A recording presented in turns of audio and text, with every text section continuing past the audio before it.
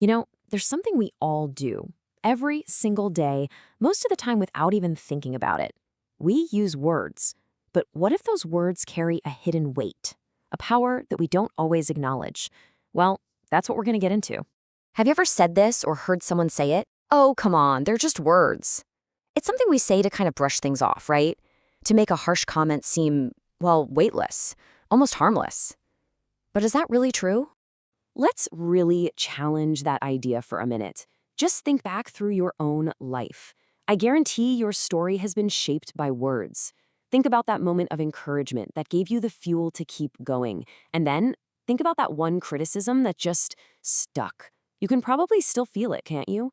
Words are so much more than just words. They're the building blocks of our lives. And look, this isn't some new age idea. This is ancient wisdom. This quote really raises the stakes, doesn't it? The power of life and death. It's telling us that every time we speak, we're holding a tool that can either create or destroy. That is a heavy thought.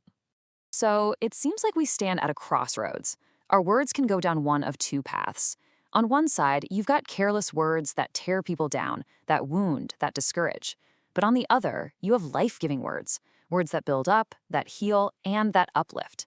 And we get to choose which path to take every single day. Okay, so with that choice in mind, let's explore our first big idea. We're going to look at how our words impact the people around us using this really beautiful metaphor of planting seeds. It's all about creating these little spaces where grace and goodness can actually start to grow. And this leads us to what's called the gardener's role. I love this. It's not just about talking, it's about being intentional.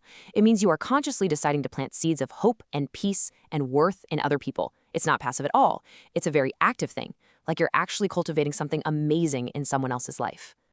So you might be asking, okay, that's great, but how do I actually do that?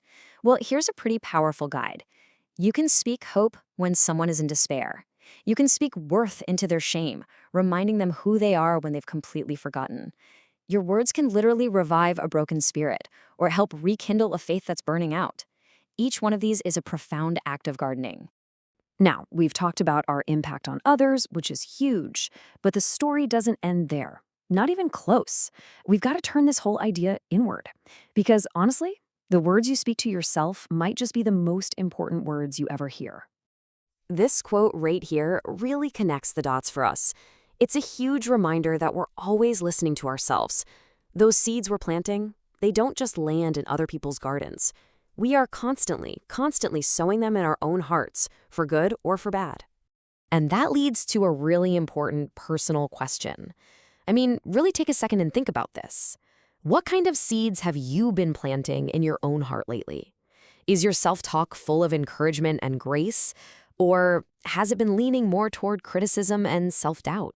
Because whatever grows from that internal garden, well, that becomes your reality.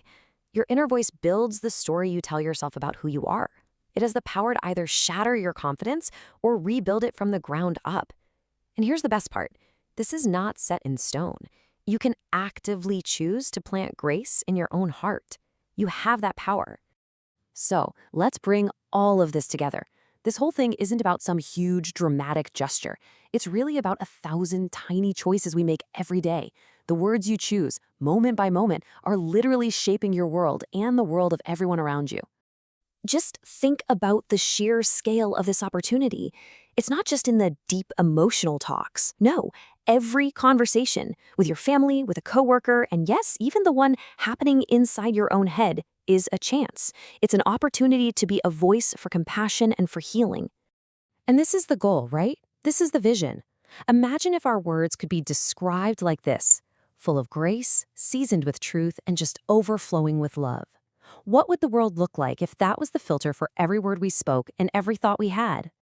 And so this is where we'll leave it, with one last question that puts the pen right back in your hand. Knowing their true weight, knowing their power for life and for death, what story will your words write today? In closing, if you like this, like and share this link, www.youtube.com/@dailywisdom-y2r. www.youtube.com/@dailywisdom-y2r.